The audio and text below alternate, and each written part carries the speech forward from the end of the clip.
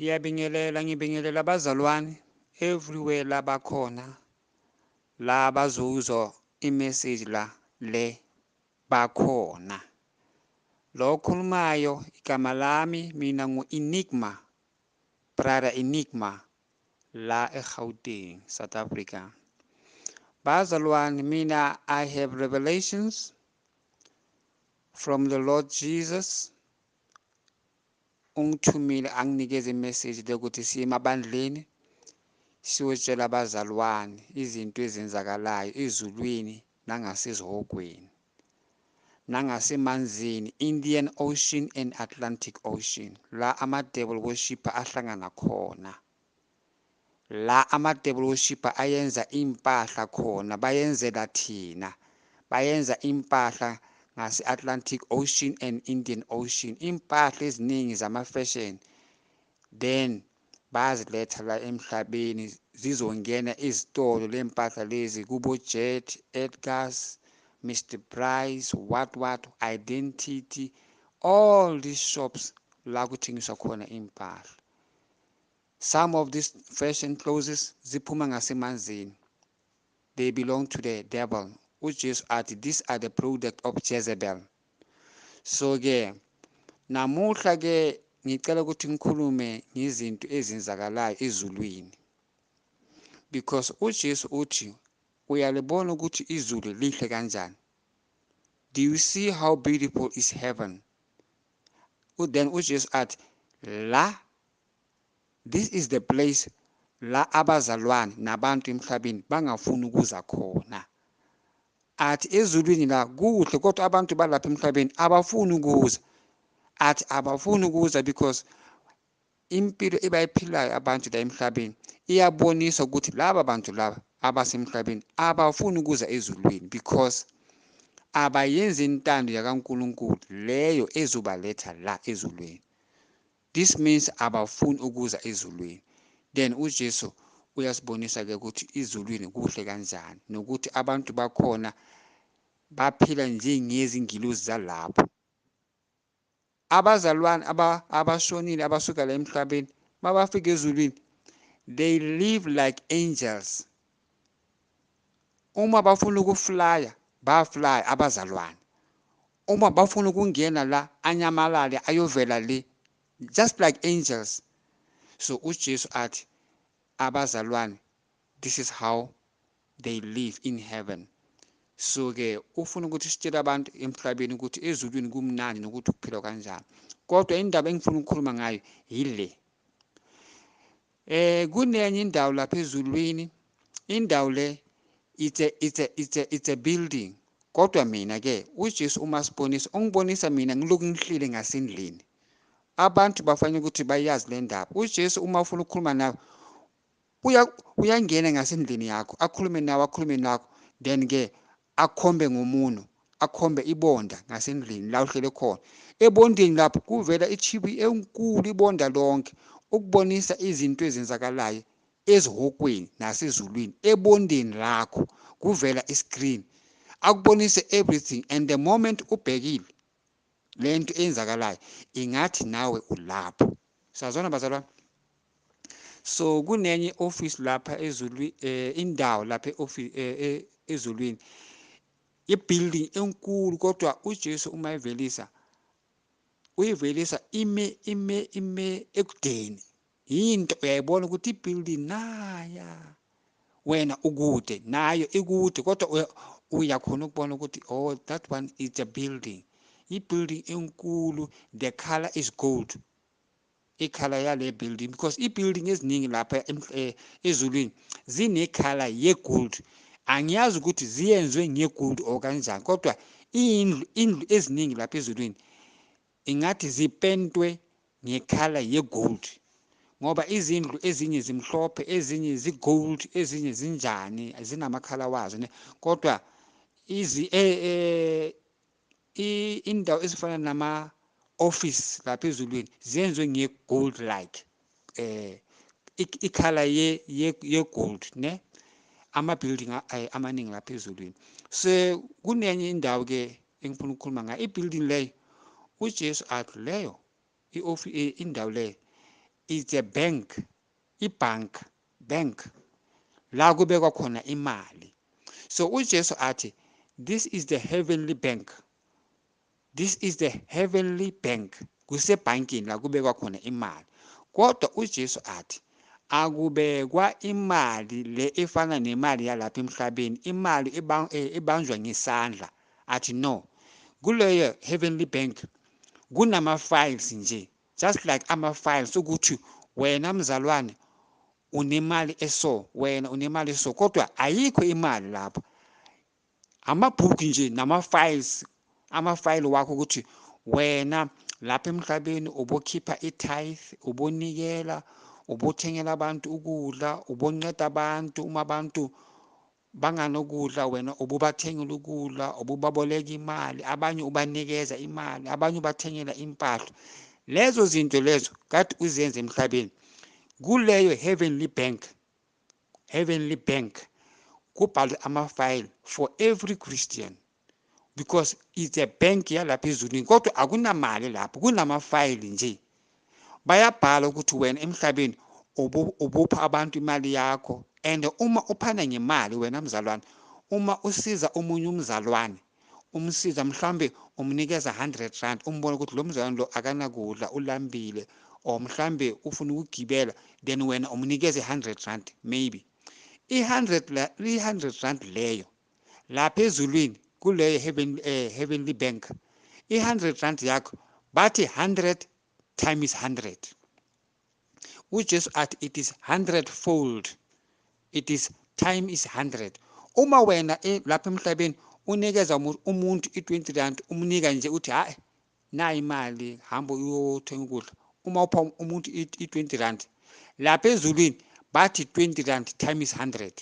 So leyo mali le bayibhala kulama-file wakho lapha ebhanki le yasezulwini. So uJesu athi uma sinikela ngemali, uma sisiza abantu ngemali lapha emhlabeni, kuleyo ndlu leyo, kuleyo bank, heavenly bank, ama-file wethu kubhalwa imali yonke kade sephana ngayo lapha emhlabeni.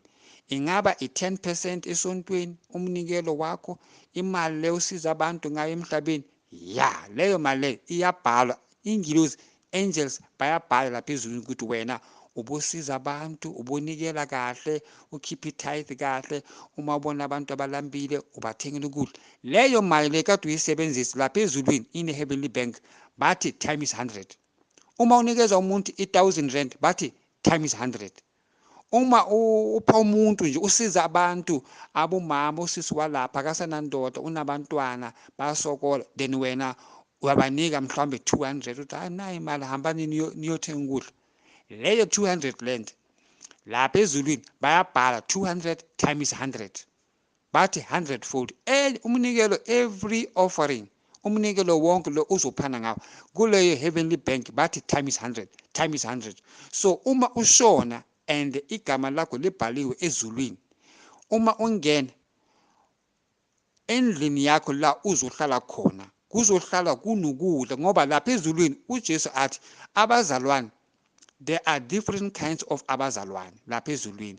Kunabazalwane abangena ezulwini in the last minute. Uma ashona uthi ufuna uJesu, so ke enzani, uyathandaza nabazalwane, uamukela uJesu kube inkosi yakho. So lo muntu loyo ungena ngasezulwini because he was born again in the last moment ngesikhathi azofa. So labo bantu lapho ezulwini abadli everything. Ukudla kukhona lapha ezulwini kuningi ne, but abazalwane they don't eat everything. Kunabazalwane kade basonta lapha emhlabeni kodwa bebanganikeli esontweni, bebanga fast, bebanga keep ama-tithe, bebangayenza izinto right ngemali zabo. So lapha ezulwini banokudla ne, kodwa they don't eat everything. Njengalapha emhlabeni, lapha emhlabeni kunabantu bayasebenza ngithi, so uma baholile bathenga everything ebayifunayo because banemali. Then ke lapha emhlabeni kunabanye abantu abasebenzi abanamali. Loyo asebenzayo uma athenga i-chicken, Kentucky or what, it is because uyasebenza. Loyo angasebenzi akakhona ukuthenga iKentucky. Nalapha ezulwini abazalwane labo kade basebenzela uNkulunkulu kahle, banikela ngemali zabo kahle, banceda esontweni ngemali zabo. Lapha ezulwini they eat everything, badla konke, anything ebayifunayo bayadla, because nabo basebenzela izulu ngemali zabo lapha emhlabeni. So kule office le Heavenly Bank akunamali kodwa kunama-files wakho. Every Christian une-file yakhe kule Heavenly Bank, la babhale khona ukuthi yena kade asiza abantu emhlabeni ngemali zakhe. So imali yonke kade usiza abantu ngayo emhlabeni, lapha ezulwini leyo mali le yakho izoyenza ukuthi udle anything ewifunayo, everything ewifunayo, ngoba abazalwane abanye kunokunye ukudla abakhona ukudla ngoba uNkulunkulu akabavumeli ukuthi badle ukudla lokho ngoba abakusebenzelanga ukudla lokho. Sazwana bazalwane, I want you to understand me. Abazalwane, they don't eat anything in heaven. Kunabanye abazalwane abasebenze kahle bazodla everything. La abangasebenza abasebenze nje, because iBhayibheli iyasho lapha eRevelation ithi abanye they will eat everything uma beza kuJesu, abanye angeke badle everything. Ibhaliwe lapha kuRevelation indaba leyo. So injalo ke lapha ezulwini Heavenly Bank kula kubekwe ama-file wethu ukuthi lapha emhlabeni besinikela kanjani. Lapha emhlabeni ezulwini bazalwane akunamali, ama-file wethu abhale imali yakho ewunayo, spiritual money ngizasho kanjani ngoba abakubonisi ukuthi imali yakho nayo, babhale nje ifile yakho ukuthi wena unemali so kusho ukuthi ngale mali le yakho lapha emhlabeni uzodla everything for millions of years, uzadla everything. Kodwa abanye abazalwane abadli everything. Wena mzalwane odla everything uzakhona ukuthi uthathe lokudla lo uyonikeza abanye abazalwane abangakhona ukudla everything lapha ezulwini, bazanikezwa wuwe.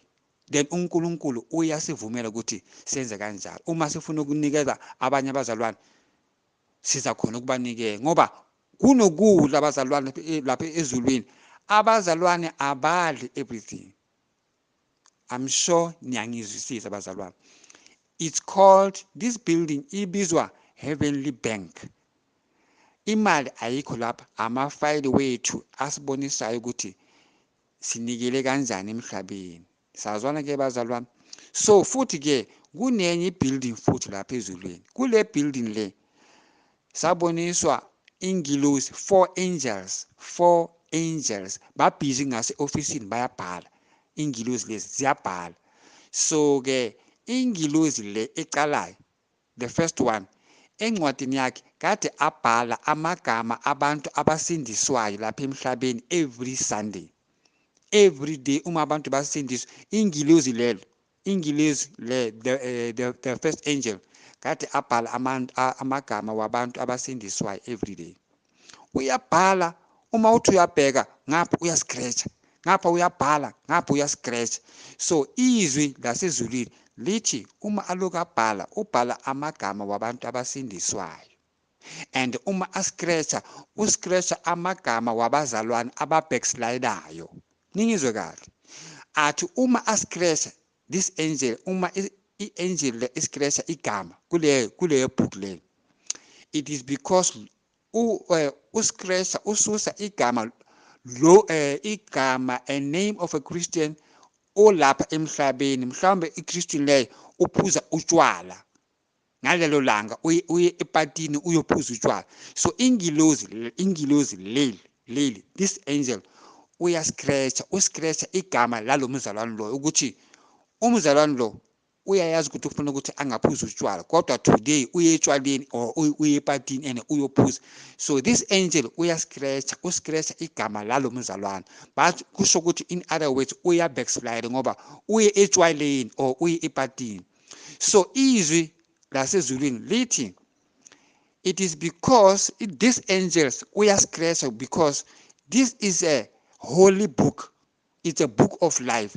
Kubhala amagama abantu uma basindiswa, and loyo muntu lo asindiswayo once ahamba nentombazana or ahamba nomfana ayolala naye, igama lakhe ezulwini liyascratcha in this holy book, a book of life. Why? uJesu athi this is a book of life, ayiphathi amagama wabantu abayenza isono. Sazwana bazalwane, ngiyandlula. That was the first angel. The second angel naye kade abhala, and uma abhala yena akascratch, uyabhala nje, ubhala amagama wabantu akascratch, uyabhala. So uJesu athi this angel ubhala amagama wabantu kade backslidile, now they are repenting and they go back to church. Bayathandaza ngasendlini ukuthi Jesu Nkosi yami, please forgive me, izolo ngiyenze so. Uma barepenta, this angel, the second angel, ubhala igama lalo ukuthi okay, this Christian is now repenting. So igama lakhe liyabhalwa futhi because we are repent. So uJesu ulungile. If you repent, uxolisa ukuthi Jesu ngithethelele, igama lakho liyabhalwa futhi ukuthi okay, uJesu has forgiven you. Ingilosi le, this angel, the third one, le wesithathu, yena kade abhala amagama wabantu abakhipha itithe. Abantu abakhipha itithe esontweni, bakhipha itithe faithfully. Every time uma nemali ukhipha i-10%. Then ke i-angel le, the third one, kade abhala amagama wabantu abakhipha i-10% yabo ngokuthembakala. Ukhipha, if get kade ane 2,000, ukhipha 200 rand straight. Akayishutisi, akayenzi nisi. This angel uyabhala, ubhala igama lakho. Ababhali igama lakho uma wena ukhipha itithe eshotayo. No, ababhali igama lakho. Babhala igama lakho if you pay the full amount of tithe. Angitsho yabo? So ke ingilosi, this angel, the fourth one, yena kade abhala amagama wabantu abashona every time, every day emhlabeni. Labo ingilosi lezi, this angel, the fourth one, kade abhala amagama wabantu abashona every day esibhedlela, ama-accident, anywhere, estradeni, ngasemakhayeni la, everywhere labantu abashona khona, abantu abangasindiswanga, abantu abashona every day, then bebaya ezihokweni. So this fourth angel kade abhala amagama walabo bantu labo abashona every day, mabaqeda ukushona baya ezihokweni.